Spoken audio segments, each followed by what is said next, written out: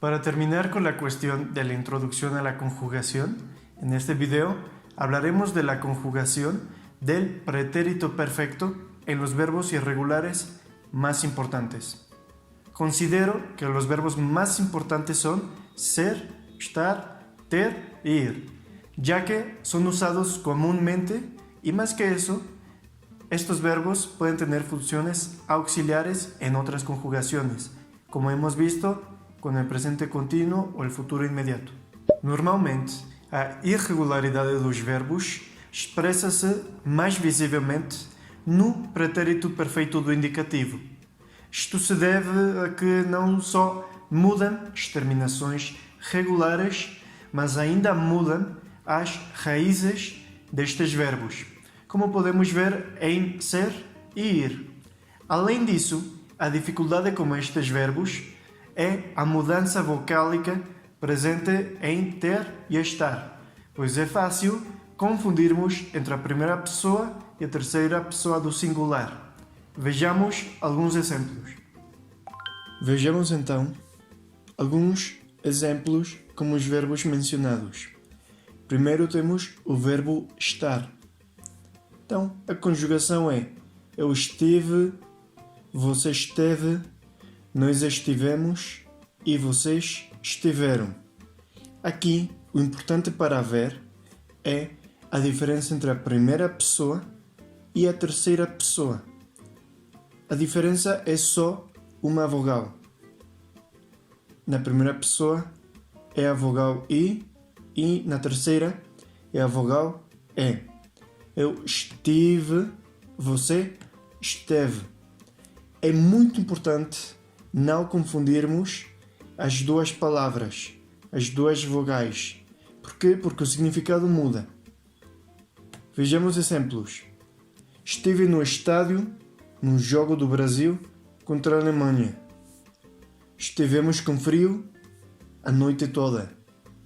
Você esteve com ela nesse dia? Vejam, esteve, você, estive, eu. Os prédios estiveram ali por muito tempo. Agora passemos para o verbo ter. Como o verbo ter é a mesma coisa que como o verbo estar. Há uma mudança vocálica entre a primeira pessoa e a terceira pessoa. A mudança vocálica consiste no passo do I para o E. Na primeira pessoa temos o I e na terceira o E. Eu tive, você teve, nós tivemos e vocês tiveram. Vejamos os exemplos. Tive medo da escuridão quando menino. Eu, né? Porque temos aqui o I. Ela teve um cavalo, que esquisito. Ela por quê? Porque temos aqui o me. Tivemos que trabalhar até tarde. Tiveram de limpar a casa toda depois da festa.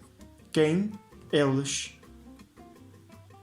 Agora, como o verbo ser, podemos ver que a conjugação é eu fui, você foi, nós fomos e vocês foram. Aqui também a diferença entre a primeira pessoa e a terceira é uma mudança vocálica entre o U e o O. Eu fui como U e você foi como O. Vejamos os exemplos. Fui um grande atleta quando jovem. Eu. Por quê? Porque temos o U aqui. Você foi fã do Fluminense antes dele estar na moda? Aqui estamos falando da terceira pessoa porque temos o O na palavra foi. Fomos uma equipa de futebol ótima, mas perdemos nosso melhor jogador. Quem? Nós. Fomos. Eles nunca foram bons nos esportes. Eles. Foram. Cuidado com a pronúncia aqui. Foram. Por último, temos o verbo ir, que, na sua conjugação, é idêntico ao verbo ser. Não muda coisa nenhuma. Só o aspecto semântico, não é? Então, a conjugação é: eu fui, você foi, nós fomos e vocês foram. Não muda coisa nenhuma se comparam com o verbo ser. Vejamos.